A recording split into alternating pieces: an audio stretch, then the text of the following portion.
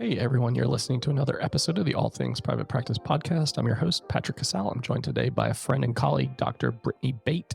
She is the owner of Be Bold Psychology and Consulting, a licensed psychologist, entrepreneur, private practice strategy coach, trial consultant, and speaker. And she's here in North Carolina. Be Bold offers LGBTQIA plus celebratory neuroaffirming individual family relationship couples and lots of group therapy services, which is what we are going to talk about today. We've actually never talked about running groups on this podcast, which is bizarre. So I am excited to have you on here today to talk about this. Yes, I'm excited to be here. I love talking about all things groups. Well, you certainly excel at them. And I watch your marketing, and it's very consistent, always good graphics, lots of posting. And I want to get into like the before, the process, like the struggle areas, because I think you know this as well as I do, that you constantly are seeing therapists who are asking in Facebook groups, because I tag you in a lot of these posts, I want to start groups. How do you do this? I want to do it private pay. I don't want to do so much one-on-one therapy. So did I miss anything in your bio that you want to share? And why have groups become such a big portion of what you're doing? Yes, I think you covered all the high points in my bio, so thank you for that. I guess sort of related to your second question, that sort of goes into my background. A lot of my practice before private practice was in secure facilities, and in those places, group therapy is sort of the primary modality of treatment. So I came kind of out of grad school and after my internship and into private practice with a lot of group therapy experience. And I just had an opportunity to see how powerful it can really be and across kind of different places and with different folks. So I always knew I wanted to bring groups into my private practice experience. And I have, and it just has been so powerful. It is so cool to see the way that people can really get into things in groups that we haven't been able to touch in one-to-one therapy, including my own clients that have been in one-to-one with me and then have been in groups with me as well. And I think that has just sort of been motivating for me to continue to offer them, along with a lot of the other benefits of groups. You know, lower cost is a great thing. So more accessibility is great. And then on the clinician side, diversifying what you're doing is always really fun, I think. And being able to see more people in that hour time, I think is also really cool and powerful and fun too. Yeah, I think you hit the nail on the head there with like the fact that it's great for clients. It helps them feel connected and like there's some community building going on. They can probably drop into places that they might not in 50 minutes of one on one therapy.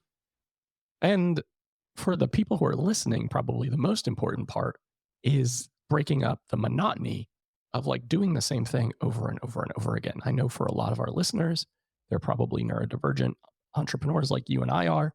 And that means thinking about doing the same thing every day for the next year of my life sounds like pure hell. Yeah. So being able to diversify, and I think you're a group practice owner, you have clinicians who work for you, psychologists for the most part. It allows you to pay them differently too, right? So can you talk to the benefit of like how that impacts your business structure in terms of how you hire, how you kind of think about that process? Yeah, definitely. So a really big value of ours is work-life balance. So I really do not like any of our clinicians to be seeing more than 25 clients a week. And frankly, I don't know that any of our clinicians do see 25 individual clients a week. Right. Um, so it lets them be able to, make a little bit more in that hour if they're doing a group. And also just, yeah, have a little bit more fun, do something a little bit different and help more people. But and when our clinicians get closed, I still have the opportunity to say, but they're leading this group or they will be leading this group. So if you really want to work with them, here's one way that you could, that might be a really good fit for what you're looking for and what you're asking. And so I really enjoy that too. And I think that kind of goes into a little bit of like group structure and like what it takes to start a group. So I always ask that there are at least 4 people per group before we start it. If we don't get 4 people, then we just extend and continue marketing for a little bit longer to see if we can get that minimum of 4. And that is so it allows me to pay the clinician at a minimum what they would make if they were seeing an individual client during that hour, usually a little more with that 4. And then anything after that is a bonus in a lot of different ways. But that is sort of where that number comes from. The other piece is if someone can't show up for a week, if a client can't show up for a week, we still have three people, and that still feels kind of like a group. Whereas if we have three people committed to the group and we start with three and then one can't show up, then we have two people. That doesn't feel as much like a group. So I really like to be looking out both for the clinician's time and for their own goals in terms of their own work life balance, as well as for the client's group experience too. I really want it to be a group experience if they're giving their time and obviously investing in the group emotionally and financially. Yeah, no, that makes a lot of sense. And I love that. So, four is the minimum. What's the sweet spot for something like that when you're running something like this? I think 6 to 8 is the sweet spot. And it really depends on the topic and it depends on the clinician too. I've had groups up to 10, and that has worked for me, but that has been my adult queer plus group, which has been a little more fluid. This was when it was closed. I've also made that an open group after the closed group. But it was a lot less topic specific and a lot more process based. And so I think having 10 people was okay in that regard. Because some days some people wanted to talk more and share more, and some days they didn't. I think for groups that might be a little more skills heavy, I think 6 might be a little bit more of the sweet spot. That way you have some time to talk about and teach the skills and then kind of go through with each person and talk about their experience of implementing that skill. Yeah, that makes a lot of sense. So, experience versus implementation and skill set groups. Marketing groups can be a place where people fall flat. And I have watched a lot of people, whether it's in my own Facebook groups or other groups that I'm a part of, market, but their marketing kind of looks like this. Hey, everyone, I specialize in whatever. I'm running a group on A, B, and C. Sounds like a great group. That's the first and only post you ever see from them. And then nobody signs up. And like anything that we're doing when we're trying to get it off the ground, you have to be consistent, right? Like I see you posting, and maybe it's you, maybe it's a admin, but it's constant. And it's in a lot of the groups in North Carolina. So it's not just like, I'm going to put this out there into the North Carolina group and it's going to fill today. It's like, no, this is going to take some time. So can you talk about the process of like consistency, how much marketing plays a role, and like some of the pitfalls that you see in terms of people who are not being successful when they're trying to launch these things? Yes, absolutely. Well, I want to take a step back just to kind of the topic of the group because I think you're right. A lot of people have what looks like such a great idea. I look at it and I'm like, that's such a great idea. It'll go great, and I think everyone believes that and thinks that. And I think a lot of times it is a great idea. But I think it's more than having a great idea. I think you need to have an idea that is really needed right now in your community too. And so I talk a little bit about finding that warm audience that kind of leads the development of the group that you're looking for. So maybe it is sort of paying attention to what your colleagues are saying in Facebook groups and on listservs, and then going from there and developing something and really striking while the iron's hot. Just kind of doing it scared and just make it happen. And so finding those posts and being like, we're going to do that, have them email me. And then you start to build your list of interested potential clients as you're kind of structuring out what the group is going to look like. So I think that is one piece. The other piece could be within your own practice. That's how I started groups. I first started groups in private practice when I was seeing a large caseload of gender diverse teens, and they shared that they didn't really have anywhere else to go. They didn't really know how to find other gender diverse teens to talk about their experiences with. And I probably had 4 or 5 on my own caseload all sharing that same sentiment. So I was like, well, I can create a space like that and just see if they want to join. And that was my very, very first group. It filled quite easily because I had 4 or 5 automatically that I knew would join. And then I was able to get about 3 more folks just kind of in the broader community that were interested. So I think looking at your own caseload or your practice, if you have a group practice or you're in a group practice, what the needs are being shared in case consultation. And then, yeah, what do you see in your community? So I think that is where to start so that it makes it a little easier. Then from there, it is about consistency. The biggest hurdle I had to get over was this like bully brain thing in my mind saying like you're so annoying. That is what I kept like feeling and having said like you're so annoying. Why do you post so much? People are going to get annoyed. And there are some people I think that have been annoyed. I can count on one hand the amount of times that people have been like, "Hey, maybe post less." And it's mostly been on listservs that have rules that I didn't know existed. And I'm like, okay, you know what? You run the listserv, it's your rules. I will do what you ask. But I think the vast majority of people don't see it. And that is why I do have to post so often. Facebook has some weird algorithms, and I cannot tell you the amount of times I will have posted about a group on a weekly basis for 8 weeks. And I will still see in a group I know I posted in, hey, who's running a grief group? I'm like Yeah. week 8. And I'm like, Yep. me, I am. I'm running a grief group. I've been posting about it for 8 weeks. I see Um, these things actually because we're in so many of the same groups, and I'm just like watching this stuff unfold. I'm like, yeah, yes, yes. And I think those are little moments though that do make me feel like, okay, I do right. need to post a lot. And if people don't like it or don't need it, they can keep scrolling. And I think too, it's been a little bit of a mind shift for me that I'm not selling, I'm helping. We have this For thing sure. that I do really believe in and I do think could be really helpful. And I hear that there's a need for, and I want to make sure people know that there's a need for it. And I don't know a better way than just posting often and hoping that someone sees it at the right time. So that has been again a shift for me. I do all the posting myself. I have other people that help me with some developing of the marketing materials. We have a director of groups, is Brianna. She is incredibly creative and wonderful, and she helps develop the actual flyers. But I do the posting, and to manage my own anxiety around being annoying or posting too much or double posting, I created a little matrix, and it just sort of outlines I'm going to post this group, this therapy group in these Facebook groups on this day, and then this group in these Facebook groups on this day. And I just go through the process and I kind of just check it off as I go. And then it restarts over the next week and the next week. And I typically do that for about 8 weeks lead time before the group. Because I've learned that you got to see things 7 times before it sticks. And so I try to get people to see it 7 times before it starts. There's a lot to unpack there because you just gave a lot of good answers. Number one, I think, is a lot of people relate to what you're saying about I don't want to be annoying. I don't want to post too much. And I've had that same mentality, honestly, for my stuff where I'm like, do I really want to post this again? But it's like, no, people need to see it. And because social media algorithms change all the time based on what you like, based on what you click, based on what you're talking about in your house when your Mhm.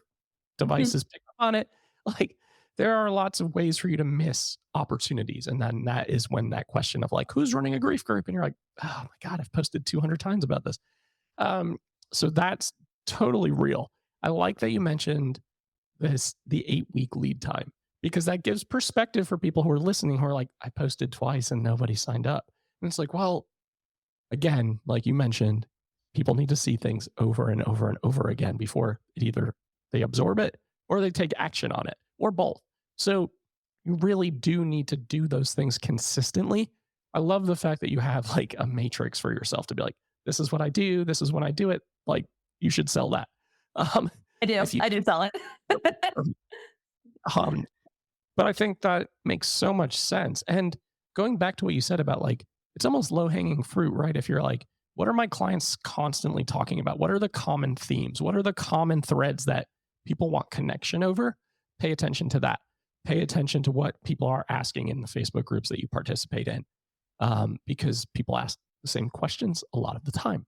So it makes sense why you can start to do some marketing research that way.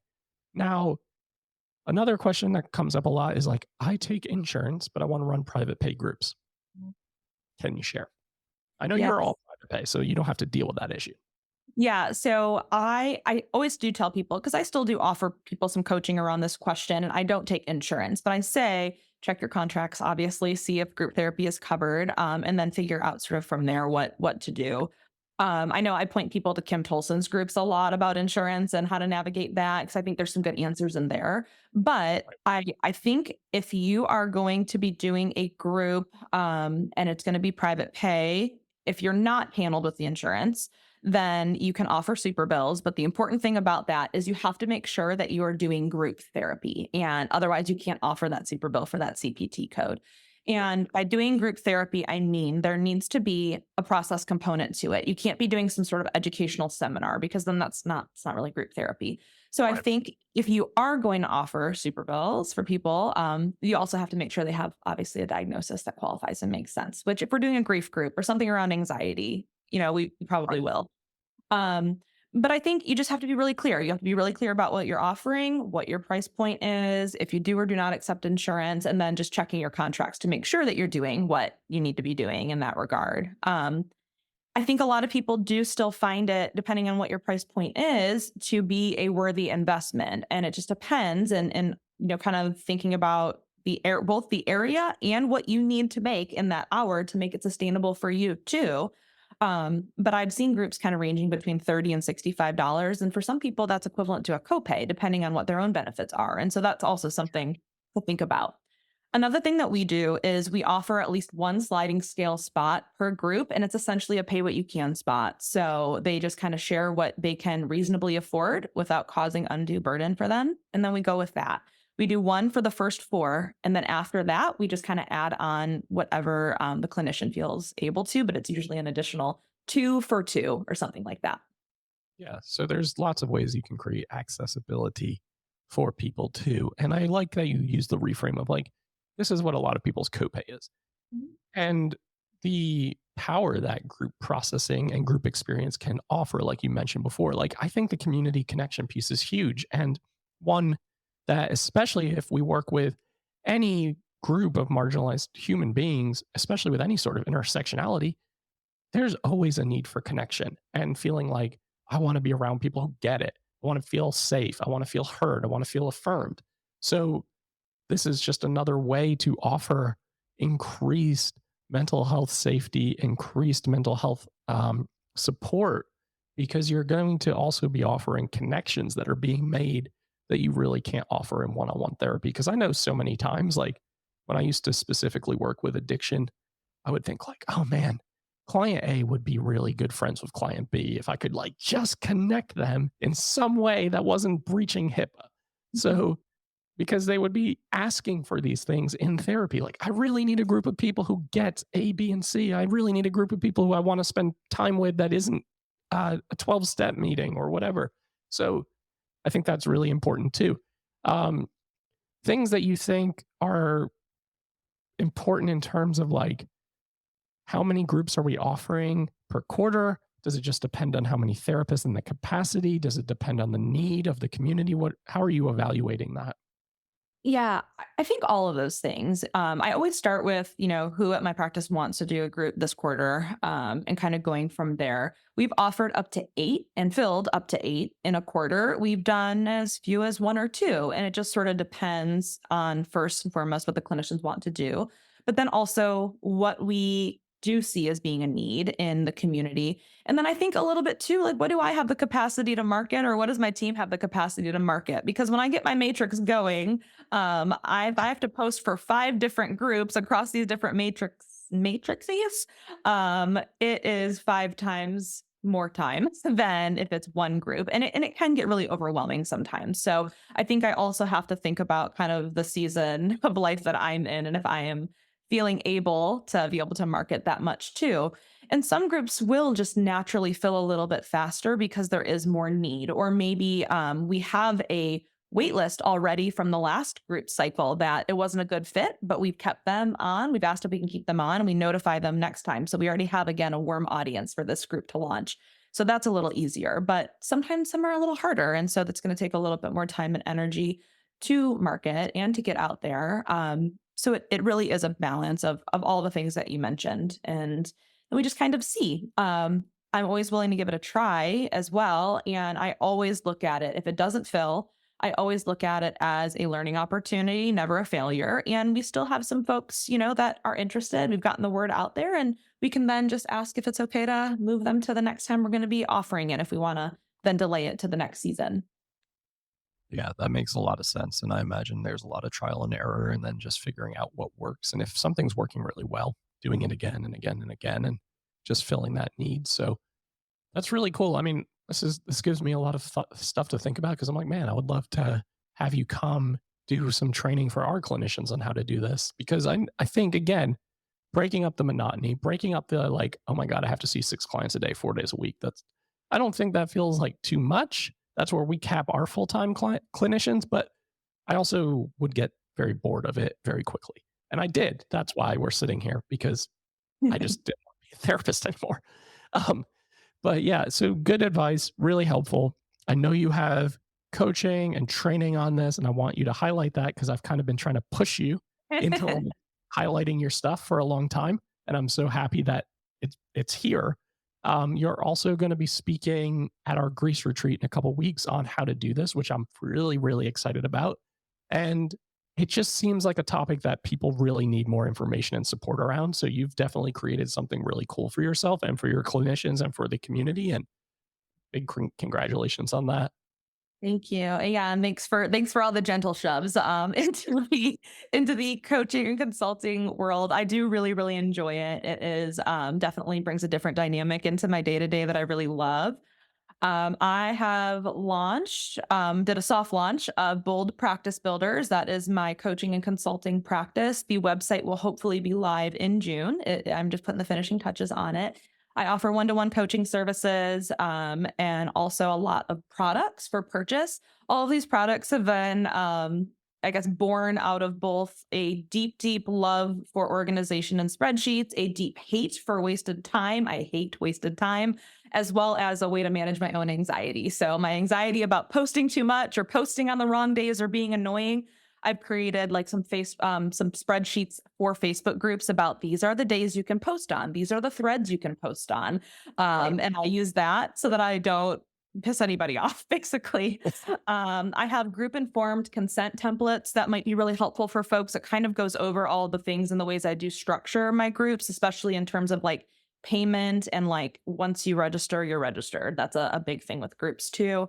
I have note templates. I have email templates. I've got a bunch of templates. I love templates. So you can reach out to me first and foremost, probably just at drbate at beboldpsychnc.com until my website becomes live. And if anyone reaches out to me, I'm happy to shoot you an email when my website is live for you to be able to take a look at what I'm offering and purchase directly. So Perfect. And can you send me that information if you haven't already so I can include it in the show notes for everyone?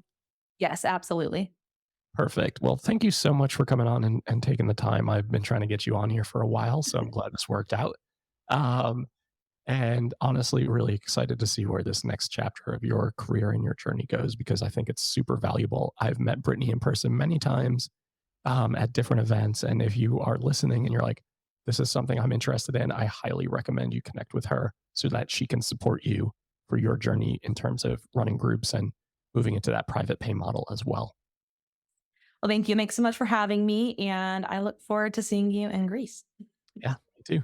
To everyone listening to the All Things Private Practice podcast, new episodes are out on every single Saturday on all major platforms and YouTube. Like, download, subscribe, and share. Doubt yourself. Do it anyway. We'll see you next week.